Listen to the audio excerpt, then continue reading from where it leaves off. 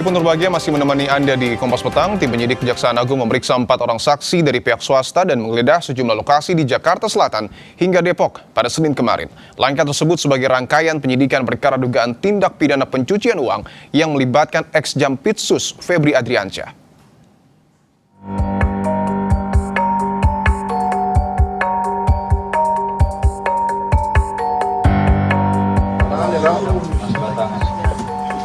Jangan dipilih tulisan tadi di sini. Enggak di sini, Pak. Di sini. Sampai sekarang tim 9 belum memanggil orang-orang yang pernah menangani perkara-perkara yang diduga diuangkan oleh FA ini. Siapa itu? Ya para penyidik dan pejabat di internal Kejaksaan Agung. Tim 9 Kejaksaan Agung Senin kemarin memeriksa 4 orang saksi dari kalangan karyawan swasta berinisial T, ER, DH, dan NH. Selain memeriksa saksi, tim penyidik juga menyisir beberapa lokasi untuk mencari alat bukti serta menelusuri aset yang diduga bersumber dari hasil tindak pidana. Adapun lokasi yang menjadi sasaran penggeledahan meliputi kantor tersangka DR dan rekannya di wilayah Jakarta Selatan.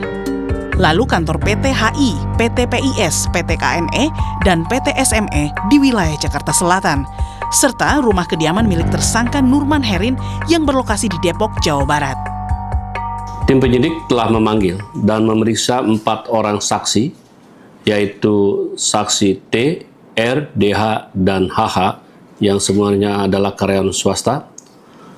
Dan paralel dengan kegiatan pemanggilan dan pemeriksaan saksi, tim penyidik juga melakukan tindakan hukum berupa penggeledahan yang sedang berlangsung di beberapa tempat, di antaranya di kantor di daerah Jakarta Selatan, kedua juga daerah perkantoran juga di beberapa tempat, baik itu PT HI, PT PIS, PT KPI, dan PT beberapa PT di daerah Jakarta Selatan, juga sebuah rumah di daerah Depok, Jawa Barat. Namun penyidikan dan penggeledahan yang terus digencarkan tim 9 Kejagung dinilai pengamat seharusnya juga dibarengi dengan memanggil dan memeriksa para penyidik di Kejaksaan Agung yang pernah menangani perkara-perkara yang diduga ada campur tangan ex-Jampitsus Febri. Menurut pengamat, keterangan penyidik di internal Kejagung tersebut bisa membuka jaringan yang terlibat termasuk oknum pejabat. Sebenarnya alat buktinya sudah sedemikian banyak ya. Penggeledahan juga sudah 12 tempat ditambah 1 jadi 13 tempat. Pertanyaan selanjutnya, kalau perkara ini terkait dengan penanganan perkara, sampai sekarang tim 9 belum memanggil orang-orang yang pernah menangani perkara-perkara yang diduga diuangkan oleh FA ini. Siapa itu? Ya para penyidik dan pejabat di internal Kejaksaan Agung. Belum ada yang dipanggil. Kita belum pernah dengar misalnya direktur penyidikan dipanggil atau penyidik-penyidiknya dipanggil. Kan mereka perlu didengar keterangannya bagaimana perkara itu dulu ditangani. Apakah mereka mengetahui perihal-perihal tertentu yang kemudian menjadi sebab dari terjadinya tindak pidana korupsi. Ataukah misalnya ada pejabat-pejabat lain yang diduga memiliki keterkaitan terlibat dalam perkara ini. Sejauh ini, penyidik tim 9 Kejaksaan Agung baru menetapkan 3 tersangka untuk perkara dugaan TPPU PT Asabri, yakni Don Rito, Febri Adriansyah, dan Nurman Herin. Selain kasus PT Asabri, 2 sprindik lain mencakup dugaan korupsi batubara PLN yang memicu blackout, serta dugaan korupsi PT Krakatau Steel. Tim Liputan, Kompas TV. Jika perkara yang melibatkan ex-Jampitsus Febri Adriansyah merupakan tindak pidana pencucian uang, maka harus seperti apa penyidikan Kejagung dalam kasus ini? Cukupkah pemeriksaan hanya menyasar pihak swasta? Kita bahas bersama kuasa hukum ex-Jampitsus Febri, Bapak Hermawanto, dan peneliti Pukat UGM, Mas Zainur Rohman. Pak Hermawan, Mas Zainur, selamat petang semua. Selamat petang, Mas. Selamat petang. Baik, saya ingin ke Pak Hermawan terlebih dahulu bahwa sejauh ini dalam perkara TPPU PT Asabri baru ex-pejabat yang menjadi tersangka baru, yaitu Pak Febri. Apakah klien Anda dalam pengakuannya memang hanya bermain sendiri, Pak Hermawan? Terima kasih. Ya. Dia dalam kapasitas Pak Febri ya untuk menyatakan seperti itu gitu ya. Karena Pak Febri itu kan sudah dinyatakan jadi tersangka. Maka seharusnya penyidik itulah yang akan membuktikan bahwa apakah benar Pak Febri itu tersangka atau bersalah atau tidak gitu nantinya gitu kan. Jadi tidak dalam kapasitas saya juga untuk menjawab apakah melakukan ataukah tidak. Yang jelas Pak Febri adalah akan mengikuti proses hukum dan menjalani semua proses yang apa namanya sesuai dengan prosedur yang ada saja. Tapi kalau kita bicara soal tempat penggeledahan yang begitu banyak digeledah, Pak Hermawan, bukankah ini bisa menjadi sebuah analisa ataupun hipotesis bahwa tidak menutup kemungkinan ada pihak-pihak lain yang juga terlibat? Pertanyaan yang patut dipertanyakan juga adalah apakah itu tempatnya Pak Febri? Oke. Yang digeledah. Kan begitu. Jadi kita masih belum jelas tentang siapa sebenarnya pemilik tempat-tempat itu juga, Oke. dan siapa juga yang merupakan pemilik dari barang-barang itu. Yang Artinya Pak katanya Hermawan tahu tempat itu milik siapa, Pak?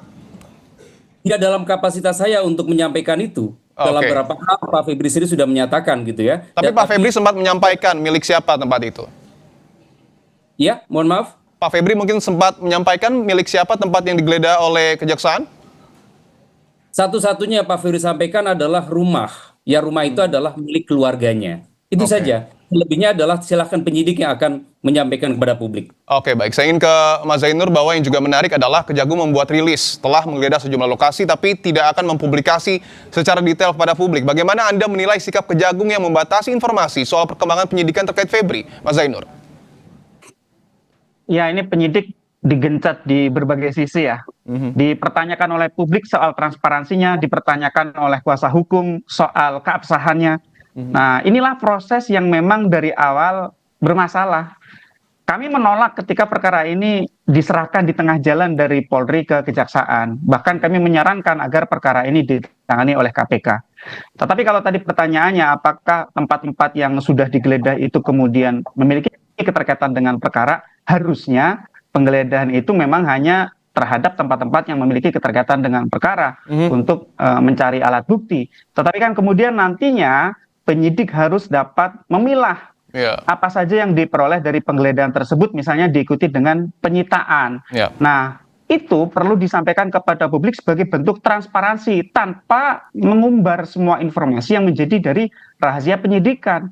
Sudah menjadi keharusan dari penegakan hukum anti korupsi, salah satunya adalah transparansi, agar publik juga bisa ikut mengawasi apa yang dilakukan oleh penyidik dalam melakukan penggeledahan, termasuk melakukan penyitaan, tanpa, sekali lagi ya, tanpa perlu untuk mengumbar aspek yang bersifat rahasia dari substansi penyidikan itu sendiri, sehingga tidak akan mengganggu jalannya strategi penyidikan. Begitu, Mas? Karena kalau melihat tempat yang digeledah, ini sama seperti pertanyaan saya ke Pak Hermawan, Mas Zainur, bahwa banyak sekali tempat yang digeledah, apakah ini juga mengindikasikan sebenarnya Pak Febri tidak bermain sendiri? Ya, tempat-tempat yang digeledah sedemikian banyak itu kan nanti harus dibuktikan keterkaitannya ya. Keterkaitan satu tempat dengan yang lain, keterkaitan antara satu tempat itu dengan terjadinya tindak pidana, atau tempat menyimpan hasil pidana, atau tempat terjadinya tindak pidana pencucian uang. Ya, kalau pertanyaannya soal tindak pidana korupsi, saya mempelajari tindak pidana korupsi berbelas-belas tahun, selalu diajarkan bahwa tindak pidana korupsi itu adalah organized crime, kejahatan yang terorganisir. Tindak pidana korupsi itu jarang sekali dilakukan oleh seorang diri. Artinya ada dugaan pejabat lain yang terlibat mungkin, Mas Zainur? Untuk membuktikan gitu. Bagaimana, Mas? Ada dugaan pejabat lain yang terlibat mungkin? Ya, sekali lagi ya, tipe organized crime itu tidak mungkin dilakukan sendiri, tetapi secara pembuktian itu tugasnya penyidik. Nah, yang perlu dilakukan adalah mendalami apa yang disangkakan kepada FA ini keterkaitannya dengan perkara gitu kan. Kalau ini dugaannya adalah terkait dengan perkara, maka perkara yang diduga bermasalah itu harus diperiksa ulang bagaimana dulu perkara itu dijalankan. Itulah yang kami sampaikan. Salah satu yang perlu untuk didalami adalah merekonstruksi kembali penanganan perkaranya yang diduga terkait dengan tindak pidana. Seharusnya memang pihak-pihak yang mengetahui atau menjalankan penanganan perkara itu juga dimintai keterangannya oleh penyidik sebagai bentuk bagian dari upaya untuk memperoleh keterangan yang sebenar-benarnya bagaimana dulu perkara itu dijalankan. Begitu, Mas. Oke, saya ingin ke Pak Hermawan. Yang terbaru dari pihak Anda juga akan mengajukan 2 permohonan ya Pak, pra-peradilan secara terpisah, yakni sejumlah tindakan hukum yang dilakukan Kejagung, penyidik Polda Metro Jaya, dan Kortas Tipikor Polri. Tindakan yang mana saja itu Pak yang akan kemudian dilayangkan oleh tim kuasa hukum? Iya, jadi hasil tim kajian di kami di tim advokasi FA ini adalah kita menemukan ada sekitar 9 persoalan hukum sejak hari pertama pemanggilan gitu ya, sejak proses gitu ya. Tapi yang terutama adalah pada saat pemanggilan pertama kemudian menetapkan FA menjadi tersangka. Ini problem sangat krusial yang kami temukan. Belum lagi kalau kita tarik ke belakang sejak proses di tingkat kepolisian itu banyak sekali rupanya problem-problem yang harus kita sampaikan ke publik bahwa kita sama-sama punya prinsip. Ya. Kebenaran hukum itu harus ditegakkan dengan cara yang benar. Dan ketika caranya itu salah, maka yang akan terjadi adalah kesalahan itu sendiri. Jadi pasti tidak akan bisa menemukan kebenaran kalau kemudian cara kita itu melanggar hukum. Nah, akan kami ungkap semuanya nanti di pengadilan. Salah satunya saya harus katakan adalah misalnya gitu ya. Hari ini Pak FA itu dijadikan tersangka, tapi tersangka itu tidak jelas. Oke. Dia ini tersangka perkara apa? Perkaranya ditulis adalah perkara korupsi. Anda tuh perkara korupsi itu jenis perkara korupsi itu banyak sekali. Terus ditulis juga di situ adalah pelaku tersangka dugaan pencucian uang. Pencucian itu banyak sekali perkaranya, banyak sekali jenis perbuatannya, sekitar 25 sampai 30 jenis perbuatan. Apakah mungkin seorang tersangka ini melakukan sampai 30 perbuatan pada waktu yang sama gitu ya? Itu salah satu. Makanya kami di kajian itu mengatakan bahwa ada banyak sekali kekeliruan kalau kita lihat dengan menggunakan perspektif KUHP yang baru. Oke, bahwa ada yang dipersoalkan ya soal penetapan tersangka termasuk juga proses hukum, bahkan ketika kasus ini masih dipegang oleh polisi sehingga tim kuasa hukum dari Febri ini melayangkan pra-peradilan. Pertanyaannya untuk Mas Zainur, ketika tim kuasa hukum Febri melayangkan pra-peradilan, apakah celah terbuka untuk Febri lolos dari kasus ini? Ya, semua perkara 50-50 ya, kemungkinannya separuh-separuh gitu ya. Tinggal kita ikuti sebagai masyarakat, kita ikuti bagaimana perkara ini nantinya akan disidangkan. Jadi kalau tadi disoalkan dari sisi formil bagaimana penetapan tersangka, bagaimana penggeledahan penyitaan, bagaimana penahanan dan seterusnya, maka tinggal dilihat apakah syarat-syarat yang diatur di dalam KUHP itu terpenuhi atau tidak. Misalnya tadi soal penahanan ya 100 ayat 5, apakah itu terpenuhi atau tidak dan seterusnya. Jangankan kuasa hukum, publik juga mempertanyakan karena publik dari awal menolak karena ini ditangani oleh kejaksaan. Nah, kalau sekarang kemudian ada banyak kejanggalan yang dianggap sebagai satu fakta oleh kuasa hukum, ya publik akan melihat apakah memang benar kejaksaan itu serius untuk menangani perkara ini. Tapi saya juga ingin katakan bahwa pra-peradilan itu tidak menyebabkan nebis in idem.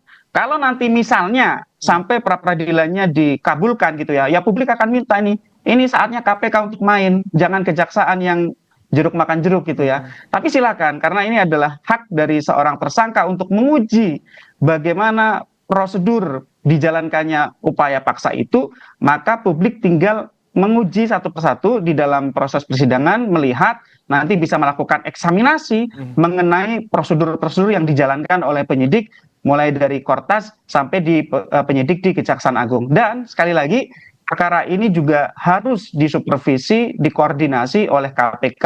Apakah KPK melihat bahwa perkara ini telah dijalankan sesuai dengan prosedur atau tidak? Jika sewaktu-waktu ternyata KPK melihat bahwa perkara ini tidak ditangani dengan serius dan ada indikasi untuk melindungi pelaku, maka KPK bisa ambil alih. Tapi kan kita tahu ya bahwa perkara ini perkara yang sangat menarik perhatian publik karena berbagai faktor termasuk faktor-faktor non-hukum. Nah, itu juga nanti harus menjadi bagian dari hal yang diperhatikan oleh publik ketika melihat apakah perkara ini dijalankan dengan benar sesuai dengan aturan hukum yang berlaku atau tidak. Yang selanjutnya saya pikir juga bisa diperbandingkan oleh publik adalah bagaimana publik melihat perkara-perkara yang dilakukan, dijalankan, ditangani oleh Jampitsus lama, FA, dengan perkara yang dijalani sendiri oleh Jampitsus sebagai tersangka gitu ya. Jadi nanti publik bisa membandingkan bagaimana dulu FA ini menangani perkara dan bagaimana sekarang kemudian FA diperkarakan. Begitu. Oke, saya ingin ke Pak Hermawan bahwa di tengah kasus yang kemudian ataupun di tengah proses hukum yang berjalan untuk klien Anda, ada kasus lain yaitu kematian pegawai ataupun dalam tanda kutip ada dugaan karungga dari Pak Febri Sutrimo. Apakah bisa juga Anda jelaskan, mungkin Pak Febri sudah mengomentari terkait hal ini?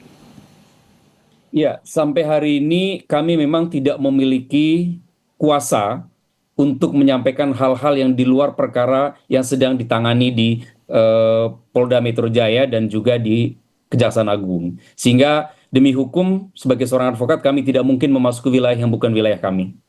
Tapi apakah bisa dikonfirmasi Pak Hermawan, betul bahwa Sutrimo adalah karungga dari Pak Febri Adriansyah? Karena informasinya sudah bekerja dengan Pak Febri sejak tahun 2008. Persisnya kami tidak tahu. Tidak tahu.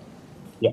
Oke, saya ingin ke Mas Zainur melihat apa yang kemudian tadi saya tanyakan juga ke Pak Hermawan. Ada kasus lain soal kematian Pak Sutrimo. Apakah menurut Anda ini juga perlu didalami oleh polisi atau mungkin oleh kejaksaan?